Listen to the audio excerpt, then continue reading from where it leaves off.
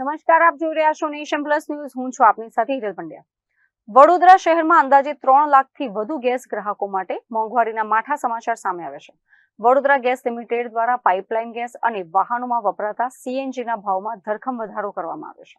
વડોદરાના ગૃહિણીઓનું બજેટ ફરી એકવાર ખોરવાયું છે. ઘરગથ્થુ વપરાશ માટેના પીએનજીના ભાવમાં પ્રતિ ઘન મીટર 1.50 રૂપિયાનો વધારો કરવામાં આવ્યો છે.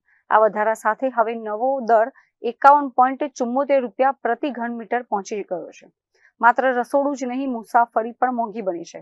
વાહન ચાલકો માટે સીએનજીના ભાવમાં પ્રતિ કિલોગ્રામ 1 રૂપિયાનો વધારો કરાયો છે.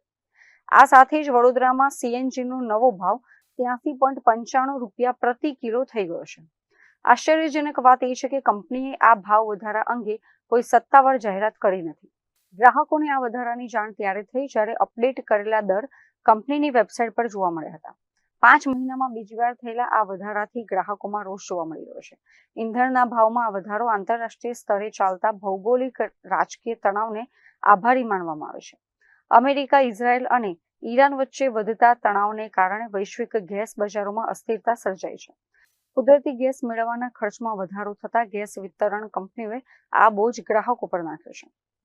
Bureau report, nation plus news, Vadodara. સમાચારોના સતત અપડેટ મેળવવા માટે અમારી નેશન પ્લસ ન્યૂઝની યુટ્યુબ ચેનલને સબસ્ક્રાઇબ કરો, બેલ આઇકન દબાવો અને જોડાયેલા રહો ફેસબુક, ઇન્સ્ટાગ્રામ અને ટ્વિટર પર.